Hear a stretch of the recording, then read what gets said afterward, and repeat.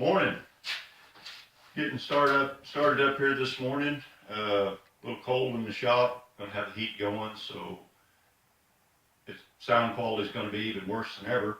Anyway, this morning we're gonna be working on drawers. Be box jointing them together. Right now I'm in the process of making big boards into little boards, and you know, it is what it is. It's boring and it's tedious.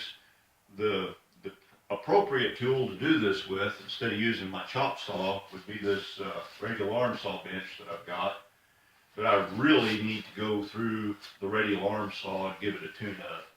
I haven't had it apart in about 10 years. It needs a little work. Anyway, that's a video for a different day. I do need to put a new table, new top on this thing. The top's just chewed all the thunder. So anyway, let's get started and chop some boards into little ones and see if we can keep all of our fingers.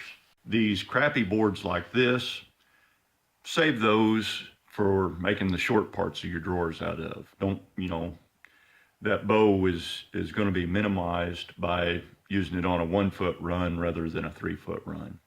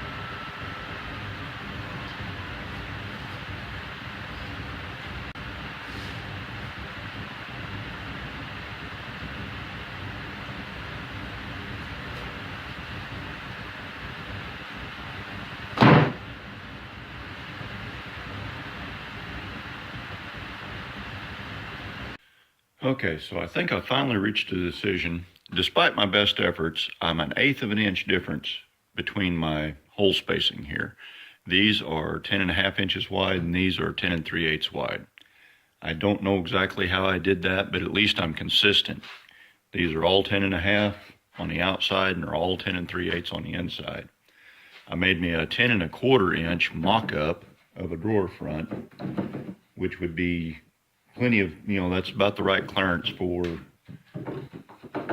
these center drawers. That gives me an 1/8 of an inch clearance, nominal. I mean, it's plus or minus some, but that gives me about an 1/8 of an inch there, and about 3/8 of an inch over, or 1/2 or 1/4 inch over here.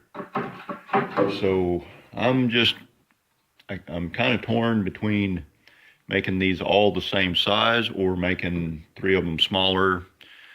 I'm just thinking here. It hurts. Okay, we're back over here at the table saw. I guess I've finally made a decision. I'm going to cut some 10.5s and some 10 3/8, kind of make them match the hole. Got me a little stop block set up over here, and you'll notice that it doesn't go all the way to the fence. The reason for that, I don't want sawdust to get up behind it and throw my measurements off. So And I will also be cutting off the really knotty parts. I've got a little bit of extra, so I don't have to deal with these knots like this so much. I may use that. I mean, that's out in the middle. It's not going to explode when I hit it with a dado blade, but I will be cutting as much of this out as I can.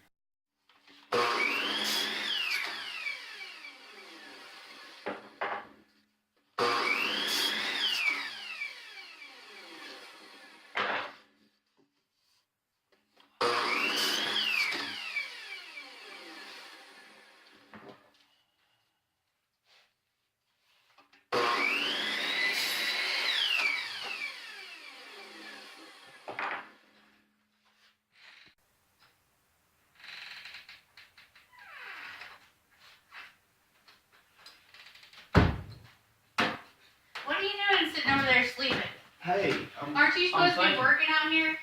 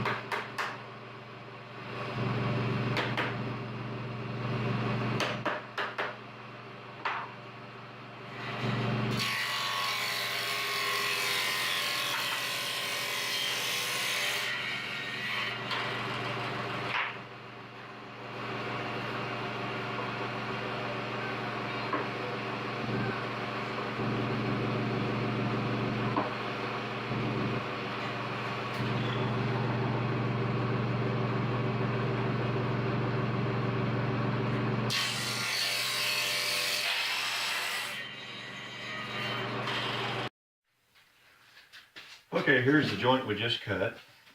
I don't know really how to explain this other than to just do it and let people watch. But it is really important that you index everything. And whatever side you feed in first to start with, you got to feed in first on the second pass. Like if you index, this is index 4. Okay, so these would be stacked up like that on the first pass.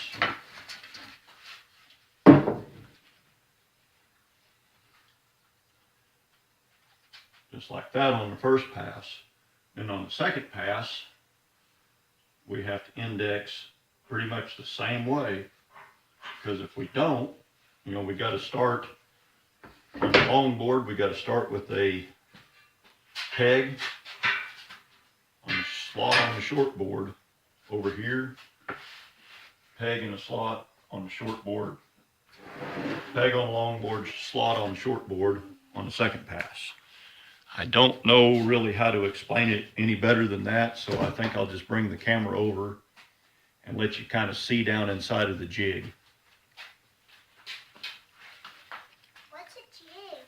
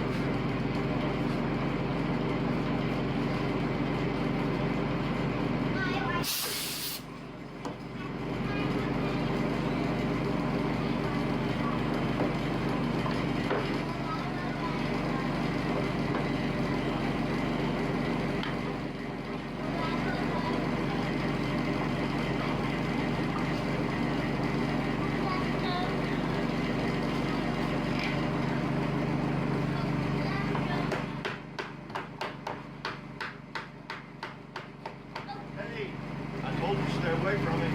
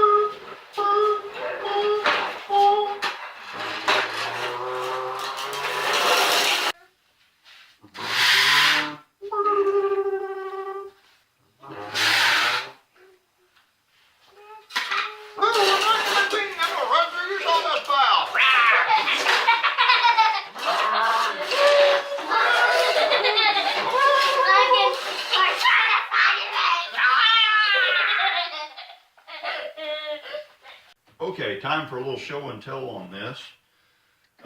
Here's the dado head cutter, and its direction of rotation is towards me, and I am in the operator station. There's a slot here where the dado head cutter, that clears the dado head cutter. Your workpiece would sit here. Dado head cutter would chew into the workpiece and cut the slot, notch. Okay, this indexing pin is just piece 3/4 inch square stock, and it is through bolted. Just 5 little, I think 1024 machine screws, just through bolted to where it's got just a little bit of adjustment. If I need to, loosen them up a little bit, knock it around to get it to register just right. So the only way to really get your fingers into anything, and I need to put another piece of plywood back here, but when you're using this, as long as you grab it out here at the edges, when you push it forward, it's not going to cut you. You can't get hurt on it if you're not stupid.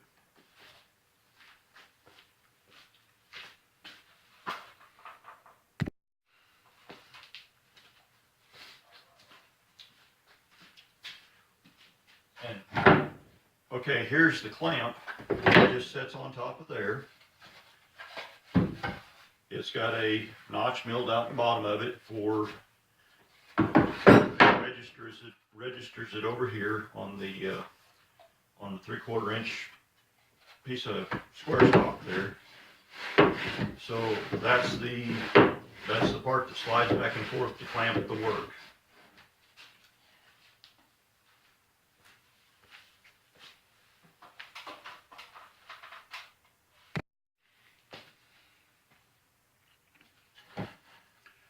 Okay, here you'll see me as I'm using this. You'll see me reach across. I'm sure you did see me reach across and work these levers. Okay, this is just a couple of cam action clamps,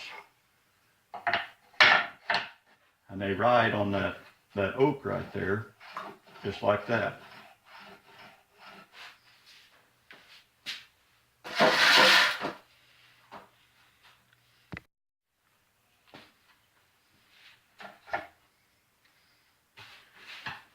So here's where my little pieces of oak will end up. One for the far side, one for the near side. And this outfit here sits down right on top of those. Just something like that.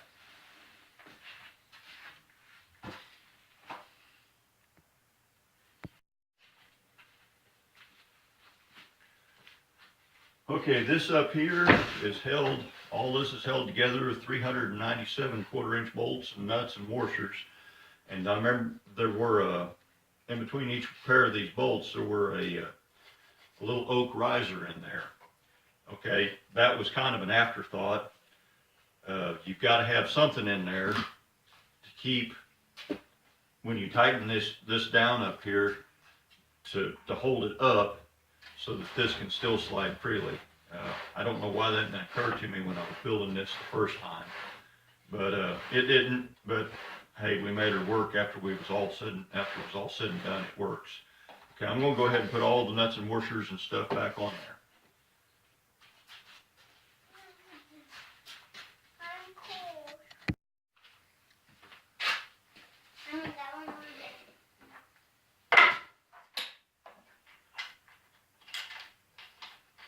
One, two, three, 4, 5, 6. There's 6.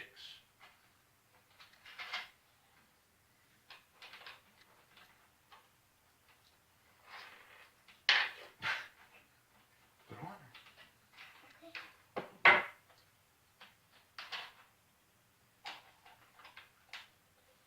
One at a time, buddy.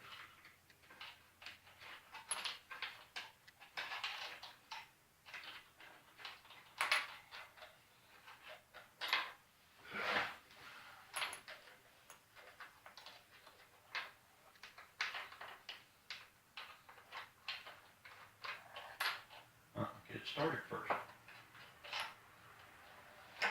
Why? Because you might cross-thread it if you don't start it on there first. Let's start ready, Daddy. Crooked. I started. Okay, put the other ones on there.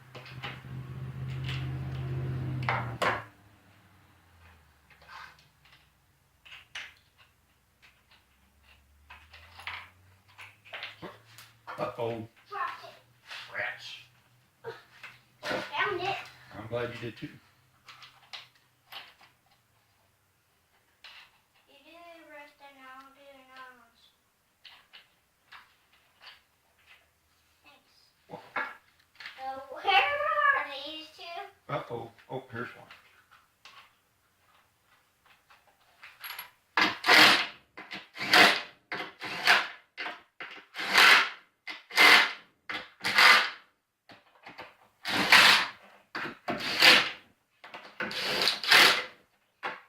Do these, Daddy.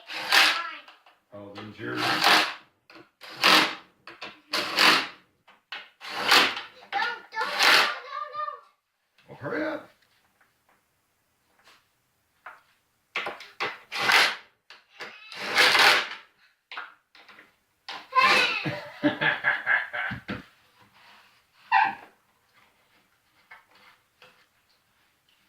Other way, other way.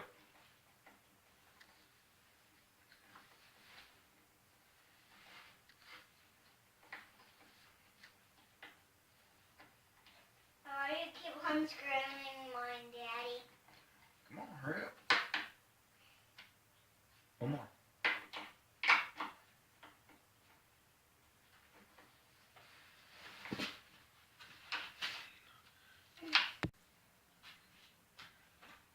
Okay, one of the things I about forgot to mention was these stops.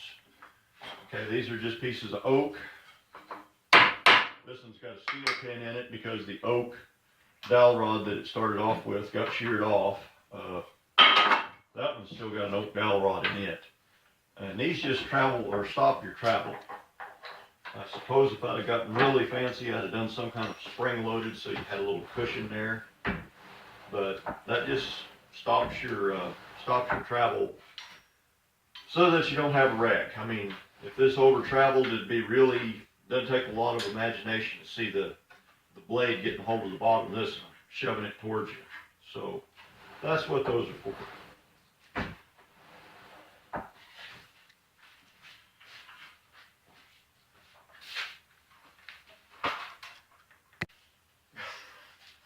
Ready? Okay, that's about all we got for today. I'm getting hungry. I think he's getting hungry. Everybody's getting wiggly. Can't think of anything else to show you on that. Directly, we'll start doing a little glue up. Well, first we got to cut dados dados in the bottom of the drawers for the bottoms. But we'll get some dados cut, and maybe tomorrow, maybe Monday or Tuesday. And we'll get the dados cut, get the bottom pieces cut out, and start doing a little glue up. So, y'all be careful. Y'all have a good one. Watch for deer. And watch for deer on the way home.